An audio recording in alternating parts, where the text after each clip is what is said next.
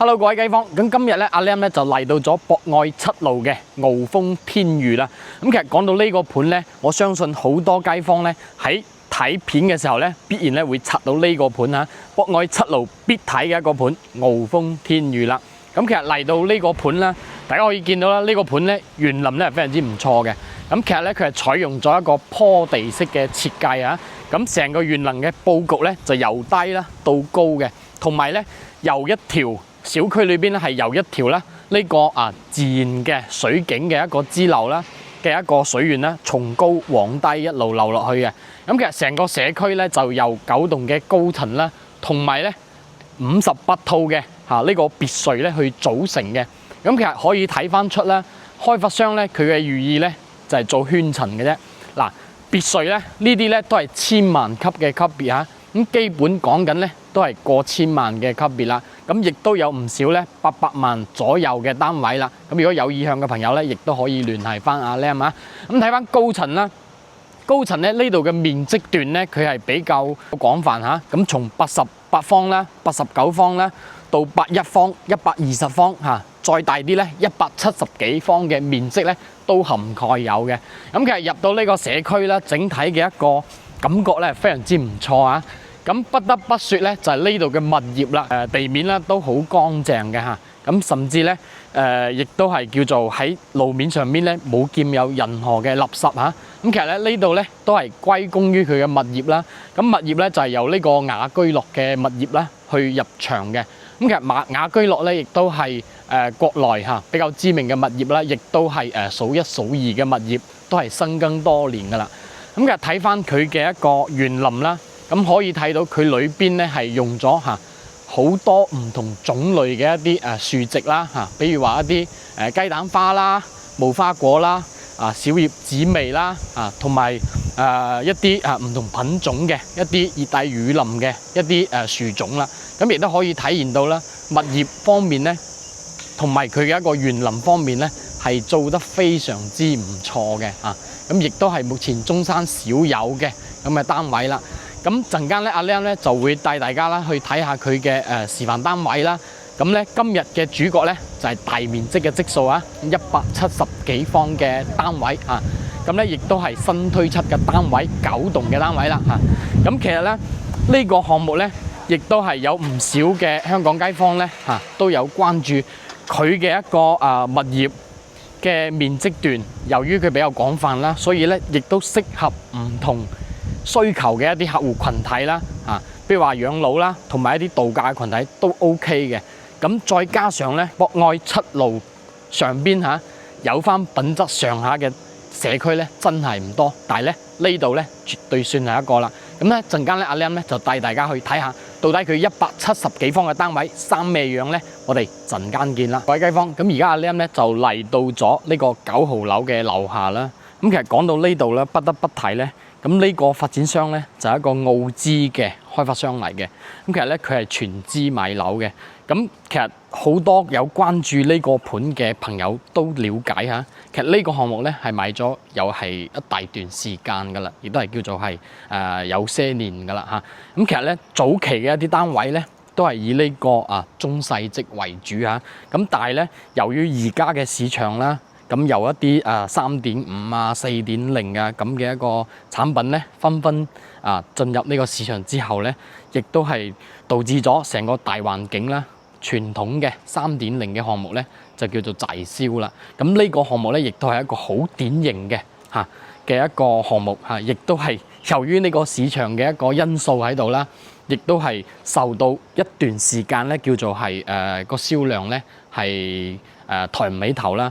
咁當然啦，呢個咧就係早期嘅一啲情況啦。但係而家咧叫做係開發商咧，亦都叫係聽夠聽勸咁亦都係錯唔緊要改就得噶啦。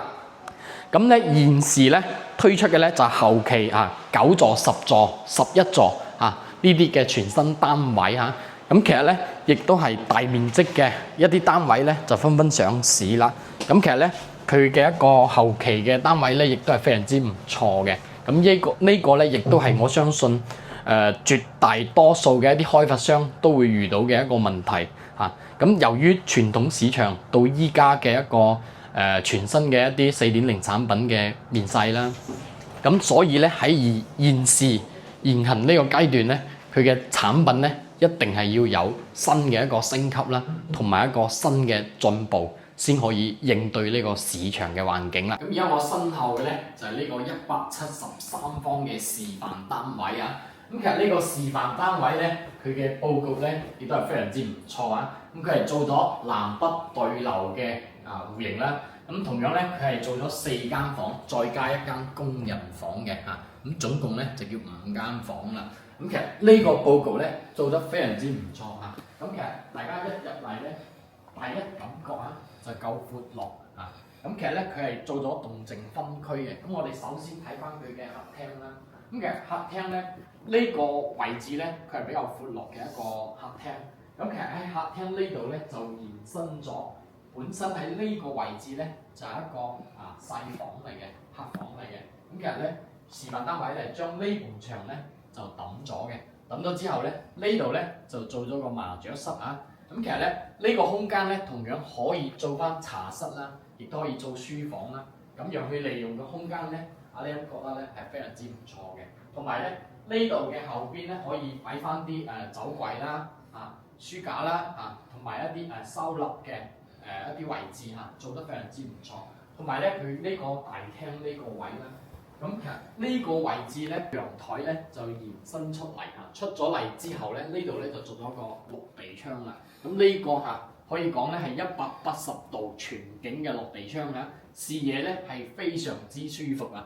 咁喺呢一棟9號樓咧，可以望到咧成個園林嘅中軸景觀啦，低層咧可以望泳池啦，咁越過對面咧就係呢個別墅區啦。咁過咗別墅區咧就可以遠眺外邊嘅一啲山景咁其實呢個景觀咧視野，我覺得咧都還算 OK 嘅，都係非常之唔錯嘅。同埋咧呢個戶型咧佢係做咗南北對流嘅一個戶型設計咁啱先咧係一個主客廳嘅一個陽台啦。咁喺呢邊咧同樣餐廳嘅呢一邊咧就係另外一個陽台啊。咁呢個陽台咧佢嘅設計咧就係連住旁邊呢個洗衣房咁呢個咧就阿 Lam 啱先所講嘅洗衣房同埋工人房嘅位置啦。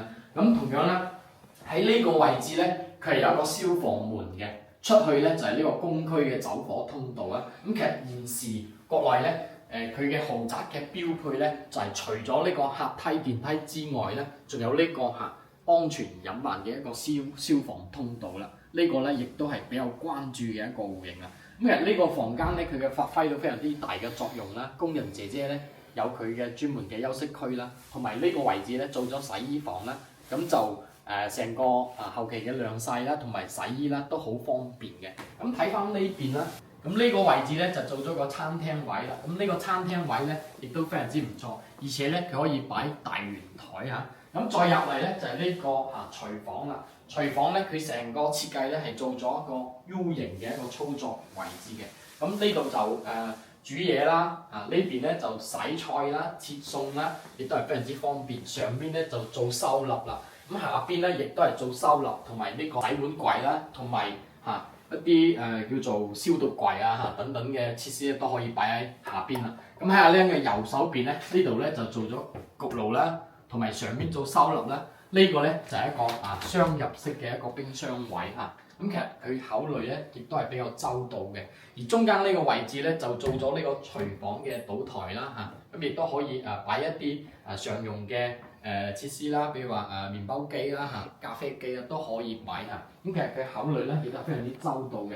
咁當然啦，呢個示範單位咧就唔係交樓標準但係咧各位街坊亦都可以參考翻呢種嘅設計啦，亦都係非常之 OK 嘅。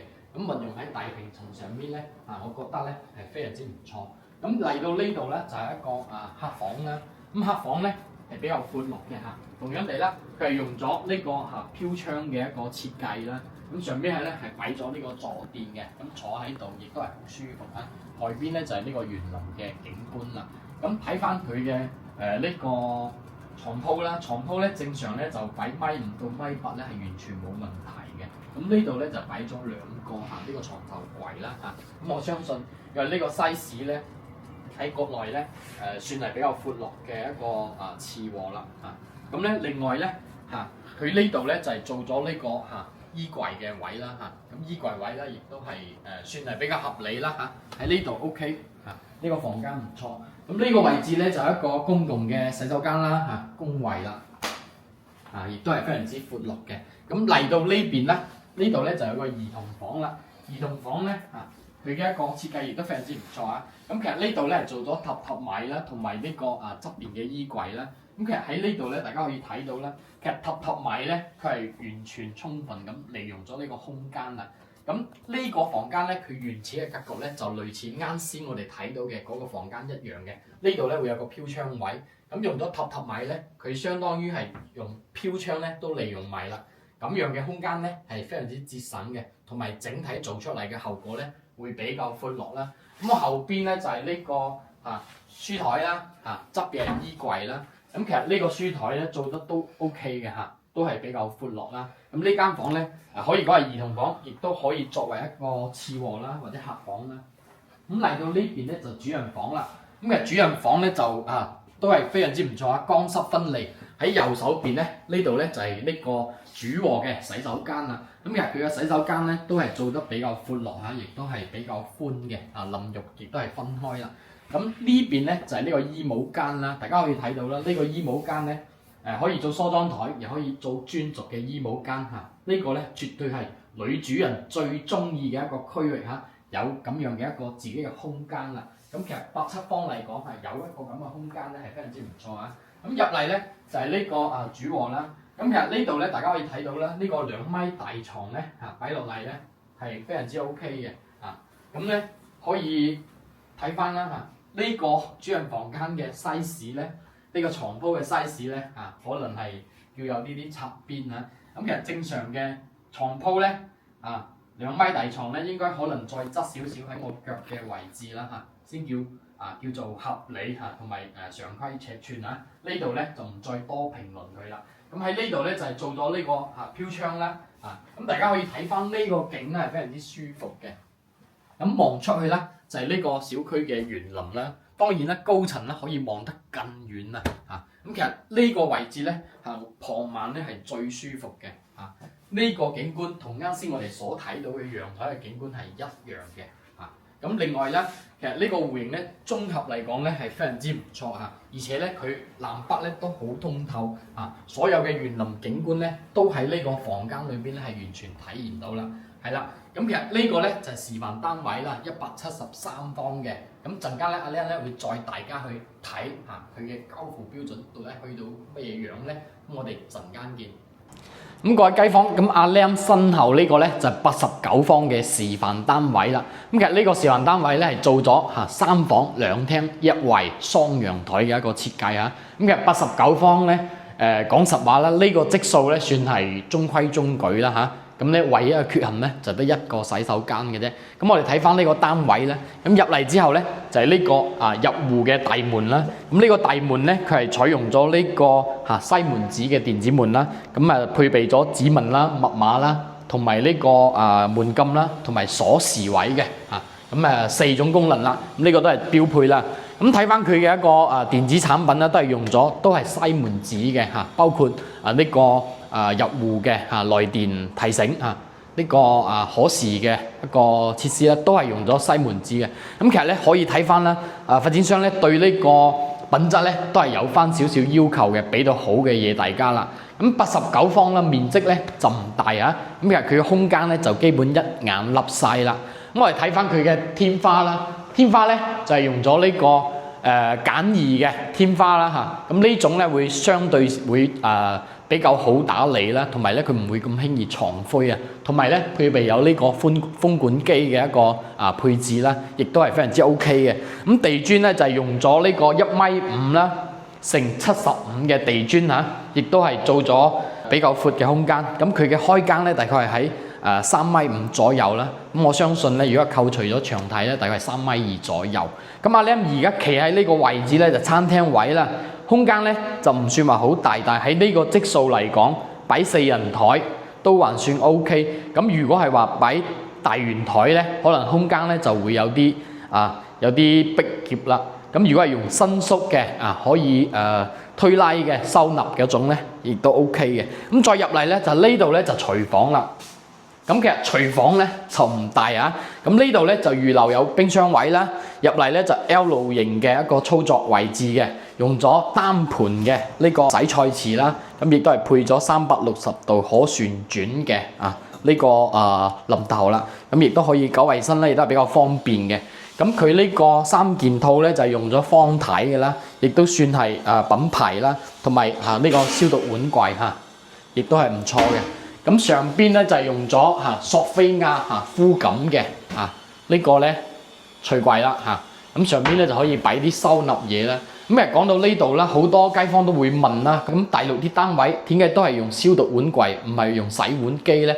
咁其實咧喺大陸嚟講咧，叫做主流咧，基本都係用消毒碗櫃就 OK 啦。咁平時咧洗完啦就晾乾啦、消毒啦就 OK 啦。咁除咗一線城市或者係一啲豪宅啦，先會配備有呢種洗碗機啊。咁再睇翻呢度啦，呢度咧就係一個生活陽台。咁其實呢個生活陽台咧係夠闊嘅。咁同埋咧呢個生活陽台咧，咁後期咧就係擺呢個洗衣機啦，同埋裝呢個熱水器嘅位嚟嘅。咁亦都有啲朋友啦，如果係追求呢個廚房要闊落啲嘅，亦都可以將呢兩埲牆咧就剝咗佢，推咗出去，咁咧佢成個空間咧會闊啲咯咁我哋睇翻呢個單位啦，咁其實佢嘅膠標咧就用咗全屋嘅呢個白色嘅乳膠漆啦，咁都配有呢個電視機嘅背景牆啦我哋睇翻啦，佢嘅背景牆咧就係用呢個竹木纖維同埋用呢個科技布啦做一個拉面嘅咁咧就叫做中規中矩過得去啦。咁再出嚟咧就係呢個陽台啦。咁睇翻呢個陽台咧，景觀咧就係樓望樓呢個係實話實說。咁景觀咧就一般啦但係佢樓距咧都還算 OK 嘅。咁睇到左手邊呢度仲有幅地啦。咁目前咧呢幅地咧已經係拍咗噶啦。咁呢幅地咧未來咧就係做4.0嘅住宅啦。咁大家可以見到啦，佢已經係喺度除草嘅階段啦。咁隔離咧就係一個爛尾樓爛尾樓。